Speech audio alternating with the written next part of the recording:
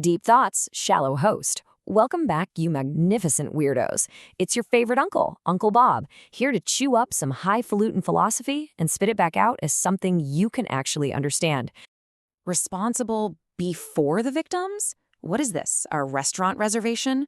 Table for humanity, party of shame? Get a load of these silly goose. All right, I did the readings, so you don't have to.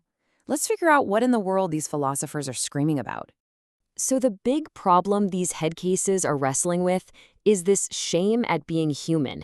It's that sinking feeling you get watching the news or seeing someone put ketchup on a hot dog.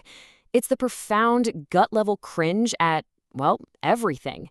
So what's the game plan? I dug into their playbook, and it is a wild ride. Their first genius idea? You just gotta scream about it. But not like a normal person. No, that would be too easy. You gotta do it with art. So check this out. These artists, they don't want to just show you the horror, the guts and gore. That's for amateurs. They want to make the invisible forces visible. They want to paint the feeling of the chainsaw, not the chainsaw itself. Are these guys' brains a bag of wet squirrels or what? Get a load of this thing. It's called Trino.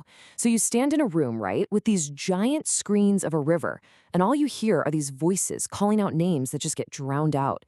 It's supposed to give you this drowning sensation, this scream against death, but without showing you a single dead body. This whole deal is about something they call thanatopolitics. Yeah, thanatopolitics, it's a fancy way of saying making die.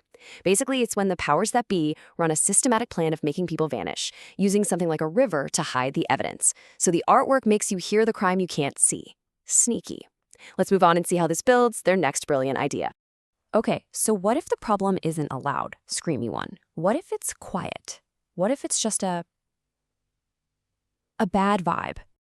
You know what I'm talking about. That invisible atmosphere of oppression. That's the next thing these brainiacs are trying to capture, and they call it micropolitics. It's not about the big, obvious fights. No, it's about the little stuff, the weird power dynamics that just make your skin crawl. One artist, Sildo Mayerles, made a whole house where everything is red, just to try and bottle this feeling. An entire house! Who has time for this? And this right here, brilliantly illustrates the difference. Macro is the stuff you see on the news. Micro is the stuff that makes you want to crawl out of your own skin. So the crucial point is, you can scream, you can bottle a bad vibe, or you can just get the heck out of there. Which brings us to their grandest, most headcase idea of all, the line of flight. This ain't your grandpa's cowardice. A line of flight isn't just about escaping. Nah, it's about turning your escape into an attack. See, you're not just running away from your mother-in-law, you're running towards an all-you-can-eat shrimp buffet. It's a strategic retreat. It's about creating something new while you're getting away from the old garbage. It's an active, inventive, weaponized escape plan. You break from your own boring habits, your own identity, and you create a new reality. A reality with more shrimp. So where are we all running from? The new factory, which according to these guys is everywhere. That's right. Your whole life, your social media, your kid's t-ball game, it's all part of the machine now. The assembly line demands your personality, your creativity, everything.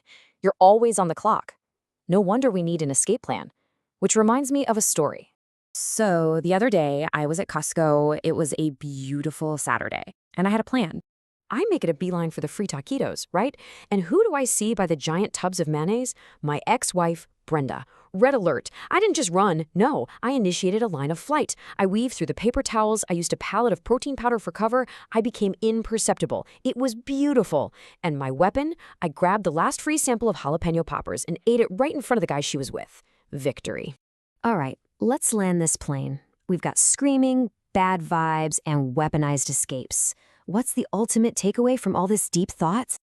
Get a load of that. After all this, their final answer is basically give up. If you can't handle the shame of being human, just stop being one.